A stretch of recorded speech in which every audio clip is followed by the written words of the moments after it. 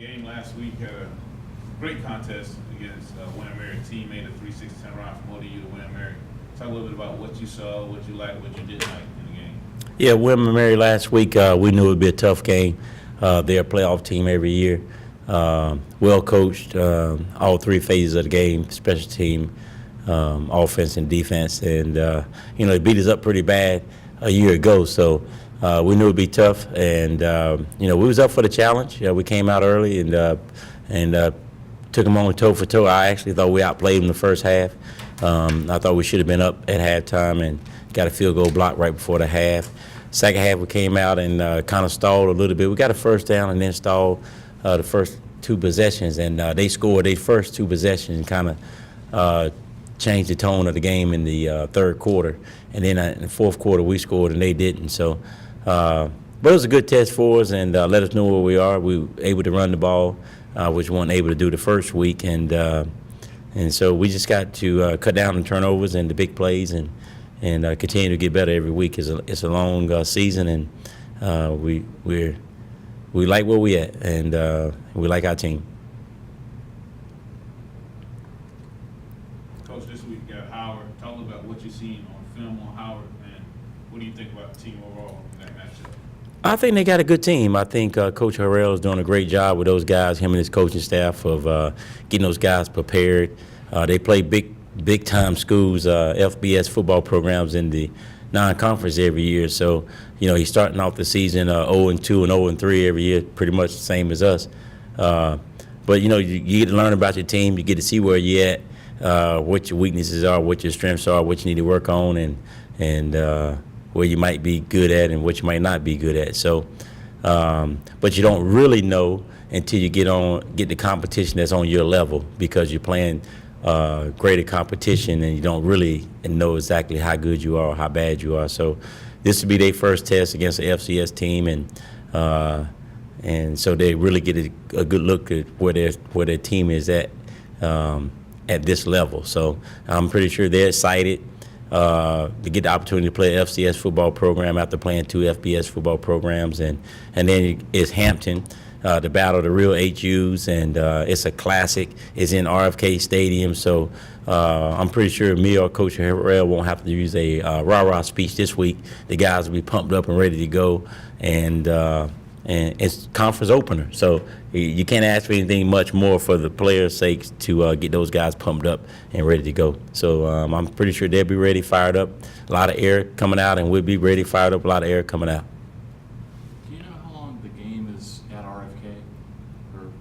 How many more years? I think one. One more year? Yeah. And then it's going to go back to campus. Right. But I don't think we play Howard there next year. Yeah. We'll go back next year for the Classic, but I don't think we're going to play Howard. Oh. Do you think you're playing, do you know? No, I don't. We don't know yet. It's up to the Classic. Now, you mentioned Howard. They, if I'm correct, they led Rutgers out of the chute, didn't they? 14-0. Yeah, they did. They scored on the opening drive, and then they kicked off and stopped Rutgers through an interception. First play, ball got tipped, and Howard intercepted it on like the 14, 15-yard line, and went on to score and was up 14-0, and then Rutgers scored and made it 14-7, and they scored again. It was 14-14 1/2. But Howard played a very good game the first half. They didn't get any more points after those early two scores, but the defense played tough and kept them in the game, and it was tied at halftime, and then it came out the third quarter, and the game kind of got away from them in the third and fourth quarter. But they competed, and they competed against the FBS football program for the first half, even Stevens. So they'll be juiced up and ready to go playing us.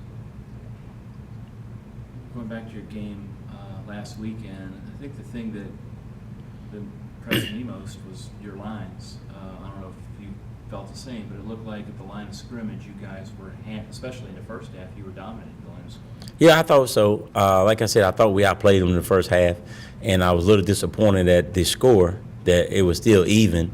If you was at the game, I'm pretty sure it felt like we was up a touchdown or two, and we go in the half and it's even. So that's a a big booster for those guys to feel like they got outplayed, but they go into the half even. Then for us, it felt like we outplayed them. We was playing well and we had a lead, but we didn't. And we go into halftime on a little bit of a down note, taking some air out of us because we got the field goal block, and it's only a 7-7 game, and we felt like we played a lot better than that, and so that kind of took something out of us there. And then the third quarter, we didn't play very well in the third quarter, offensively or defensively. You talk about the day Keith Johnson had. Yaki had a good game. That's kind of what we expect out of him. He can take it to the house at any time on a pass or a run.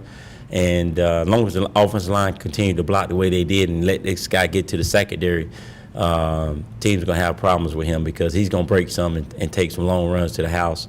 So we just got to do a good job of continuing to get him into space and with one-on-one opportunities where he can make people miss, and he'll have a great year. Seems like he has, he's not a big kid, obviously, but it seems like he's a lot stronger than some people may think he is. He is. He's a lot stronger, and it's hard to get a solid hit on him. Most of the time you're just going to get an arm on him, and so he can break arm tackles. So, you just throw him one arm out there, he's going to break that tackle and making him look probably a little stronger than what he is. But, if they can get two hands on him, they probably can bring him down pretty easy. But it's just hard to get a good, clean, big hit on him because he's so elusive and he's so quick. It was funny, after the game, Coach Laycocker here said it's hard to see him right away. When he gets the ball and you've got all these big linemen in front of you, it's hard to find him. Right, and that's correct. We got a nice size line, and Yaki get the ball in the the backfield.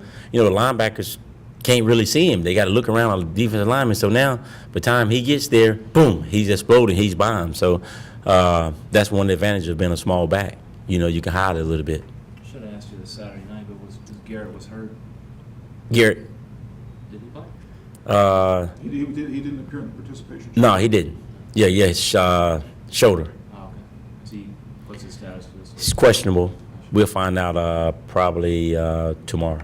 And is Morris an ACL? Yes. Well, he's. We don't have an official word on it yet. I think we're supposed to get it back today. He did his MRI yesterday, so it'll be either today or tomorrow that we find out for sure what it is. He's definitely out this week. Oh yeah, he's definitely out this week. Talk about J.J. Williamson's performance in the game. I know there was 2 critical interceptions. What's your evaluation of quarterback play? I thought Jay played well. The first interception, I'm going to take the blame for that. I called a pass play that's designed to beat cover 3, and they played cover 2, and I put him in a play-action pass. So he wasn't able to scan the field from immediately getting the ball from center to read the defense totally. He had his back turned for 4 steps on the play, faking to the running back. And so when he came back up, he immediately picked up the strong side safety, which he thought was the free safety, and it was cover 3, and he thought TJ would be wide open, which he wasn't. And the backside safety picked it off. So I'm going to take the blame on that. And the second one, we got push up front, and at right at the last second, defensive lineman pushed our guy back, reached his hand up and got a little tip on the ball, and we had Proctor wide open behind those guys. So, that was on the offensive line up front, getting that push and got a tip. So, those two interceptions went on Jay's stats, but probably the first one was my fault and the second one was the offensive line fault. You had a play the other night, and Prevost is your Long snapper. Right? If I'm not mistaken, he came down and absolutely leveled Devontae Dedman. He did. Does he do that often? I was kind of, he's Well, not a very big kid, obviously. We knew he had the potential to do that. He's an athlete. He wants to compete. And, I actually told him because he was nursing a little bit of a groin week 1. And I had him not kick as much that week in practice. And I told him, I said, now don't go down there trying to fly down there on the punt and make the tackle and hurt your groin, and then you can't kick. And so I said, be smart. But that was week 1, and this is week 2, so it healed up. And lo and behold, who go flying down there and knock the snot out of him? Prevo. So yeah, he's an athlete. He's a competitor, and it showed on the field. He played some defense in high school? I don't know. Must have. He may have. Like I said, he's an athlete, and high school you got to do it all. So he may have. I don't know. It was a hard enough hit. They were debating whether or not it was a flagrant or helmet? I know they almost gave him a flagrant helmet to helmet. I knew it couldn't be helmet to helmet. He too small. he 5 feet tall. How you gonna hit somebody in the helmet? So I definitely would have been out on the field if that would have happened. You know. Can you talk about how difficult it was to manage the game, given that you didn't have the scoreboard clock readily available? I mean, what was your communication like with the referees in terms of getting the time? Oh, I tried to ask them the time at the beginning of each possession. I tried to find out the time, and then that gave me some kind of idea of what we need to do. You know, like in the fourth quarter when we threw the pick, we was down 24-7, and it was only 6 minutes left when that drive started. And so I went with the my passing plays instead of running the ball. We've been running the ball effectively. We ran it in the first time we got down there. But if it took us 3 running plays or 4 running plays to get it in, that'd been 2 minutes off the clock. Now you got 4 minutes left in the game, and we still need 2 scores. So I opted to go with the passing game because if you get 3 incomplete passes, you burn 15 seconds. We still got 6 minutes, and we got 2 scores, and we got time to come back. So it played a major part in it, and I think it kind of didn't let the fans really know what was going on in the game because they couldn't see the clock. They probably like, well, why is he throwing the ball? We've been running the ball good. Well, I know what I'm doing. I do what I do for a reason. But, you know, sometimes I like to enlighten the crowd and the fans of what's going on and why I did what I did. But you know, this ain't my first barbecue. You know, I'm gonna make the best decision for the football team and what decisions need to be made at the correct time in the football game. So,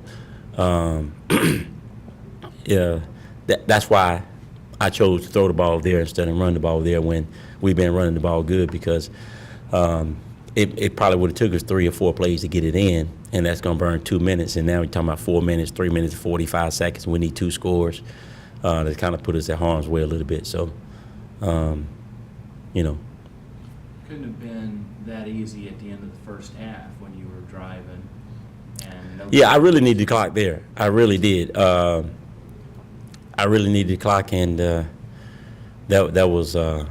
was big. You know, we was running it down, and then I was trying to ask them in between plays and call the play, and you know, find out what's going on. Did the clock stop, or was it still running? How much time we got? And that was a little frustrating at the end of the first half. But I thought we executed. We got the ball down there, and I was still trying to keep them off balance, knowing that they think we was gonna pass. I was still running some ISOs and a couple of draw plays to pop some guys, and we got them.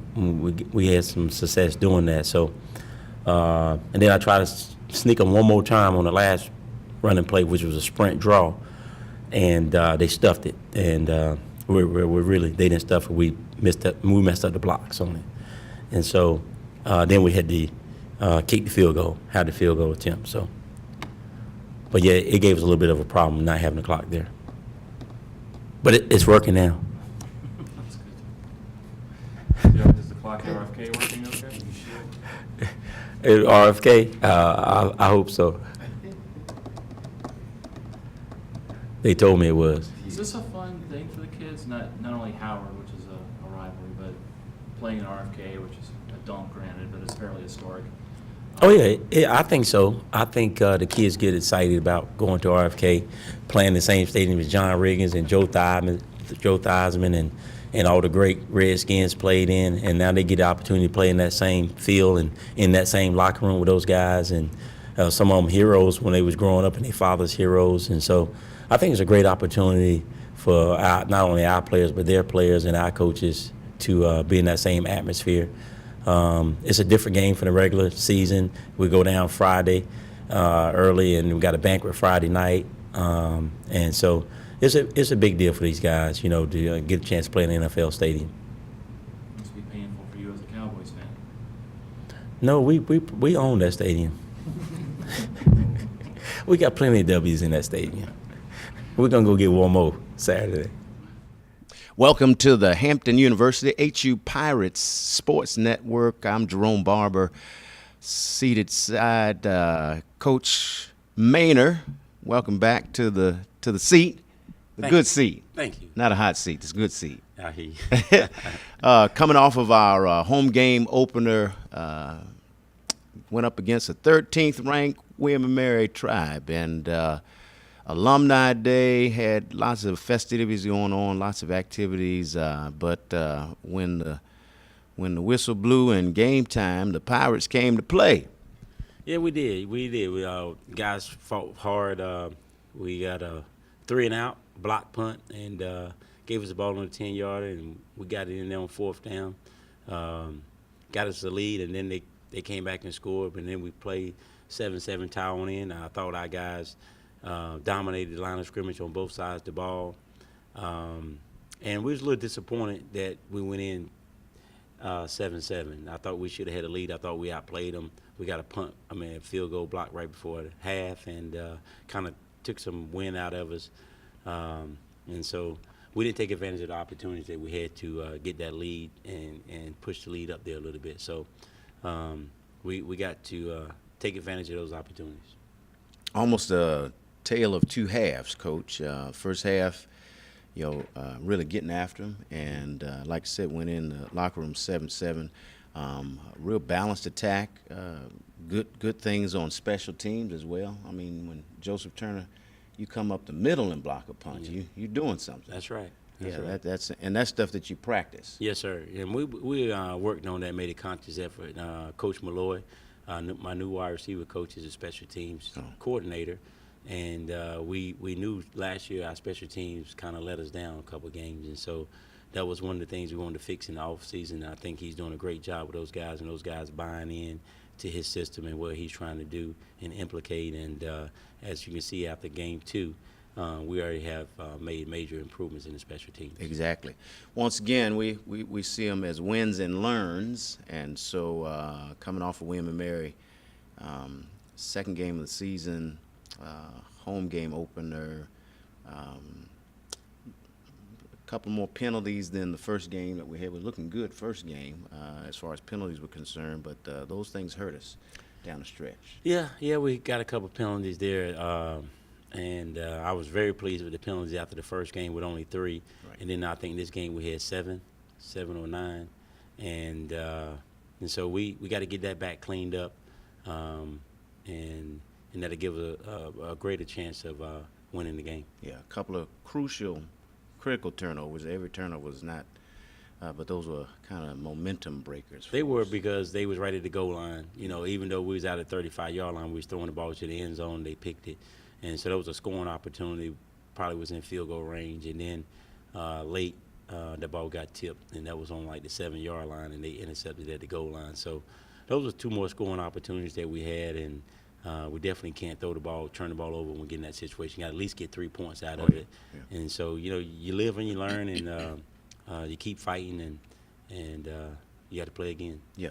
Some bright spotlights in the game, and you're being humble, but that 4th and goal, going for it call in the first set of downs, I'm telling you, I was praying up there in the box for you. Oh, man. Well, I thought that defense came out with the 3-and-out, and then we got the block and set us up on the 10-yard line. Now you're talking about 4th and 1 from the 1, or 4th and a half a yard from the 1. I just didn't think 3 points was enough with what the defense did. We got a block. It's a big momentum. It's a big game. William & Mary, we never beat them. It's at home. They beat us pretty bad last year. I just thought we needed to have 7 points there, and so I went for it. Hats off to you, and did score. Another bright spotlight in this last game, this learn for us, but Yaki Johnson, 115 yards, 12 carries. Wow. Yes, Yaki is playing well. He's a great runner, but we got to get the offensive line a lot of credit. They was opening up some holes, and when they continue to do that, let him get to the secondary, the second level of the defense, they're going to have problems, because he's electrifying. It's hard to bring him down with one guy. Yeah. And he'll break some long ones. If they continue to do that, he'll start breaking some long ones. And so we look for him to continue to do just what he did. Yeah, we on the defensive side, Van Dyke leading the way with 9 tackles, getting to work. But another, Miles Morris, was really, until he got hurt. I mean, he was he was attacking the ball. Yes, Van Dyke is a great football player. Hasn't played in a couple of years. We got him from Virginia Tech, and had a knee injury, and so he's back and playing well. He led us in tackles the first game, led us in tackles again this game. So he's a mainstay over there for that defense, and one of the reasons that the defense is playing so much better football this year. And then Miles Morris played huge. Our game plan was to stuff him up the middle and force him to go outside. And they started running outside, and Miles come up making the tackles. That's why he had 8 tackles. He played huge and had a great game there till the middle of the third quarter when he got hurt. And unfortunately for us and him, looked like he may be out for the rest of the year with an MCL. But he probably better get a medical red shirt, and you might see him back again next year. Good. Well, as I said before, it's wins and learns, and 24-14 final score, all kinds of other factors involved, the scoreboard being out, but you kept the guys focused, you stayed focused, the coaching staff, and y'all ran the game plan. And put that in the books and get ready for the real HU heading up to D.C., RFK Stadium, the place where legends have been born. Yeah, Roger Staubach. Yeah, only as a visitor. I'm talking about the Hogs, man. I'm talking about the Hogs. Okay. But it's a classic. It's a rivalry that'll probably never go away. It's Hampton Howard. It is, and I told a couple of coaches I'm not gonna have to do a rah-rah speech this week. It's Hampton Howard. It's a classic. It's in RFK Stadium, like you said, where many of Washington Redskins legends have played, and Joe Gibbs coached and won championships. And these guys are going to be in the same locker room as those players, John Riggins and Joe Theismann. And I'm going to be in the same locker room as Joe Gibbs. And we got a win there last year. We would love to go back and get another win there this year, and that's the goal. Start off the MEAC 1-0 by getting this victory on Saturday there in the D.C. area. Got some of the kids on the team. That's home for them. Oh, yes, a lot of them that's home. Yeah. I was teasing Chase Powell. He's from that area, and he's been out with a hamstring, and he's practiced maybe 2 days, the whole camp. Yeah, And he's healthy now. He's back healthy this week. How did that happen? Yeah. We're going to D.C., you're going home, now you're back healthy. So, I was teasing him, but he's a hard worker, and, he works hard, and he's been trying to get back, and it just happened to fall right when it's back time to go to his home. So he'll be dressed out, ready to go this week. Wonderful. Well, we're looking forward to a victory as we head into the MEAC. I think we've got a good game plan. I think from what we've seen from outside of the MEAC, the way the guys stood up against the 13th ranked William & Mary, an ODU, and hung in there. Some positive things coming down the pike, and I know they got you, 5th or 6th? Yeah, they picked us 5th. Yeah, that's fine. That's fine. I think we got a good football team, and we need to stay healthy, take care of the football, and keep competing the way we're competing on defense, and we have a chance to win every game that we play. Yeah. Well, we wish you the best. You're in the D.C. area. You know where RFK Stadium is, no doubt about it. Come on down and support the Hampton University as we make sure we make a statement on Saturday who the real HU is. This is Jerome Barber. I'm here with Coach Maynor, always with the HU Pirates Sports Network, giving you the action on the field for the winning Hampton University Pirates. Thanks for tuning in, and we'll see you the next time. And we say, go Pirates. Go Pirates. HU.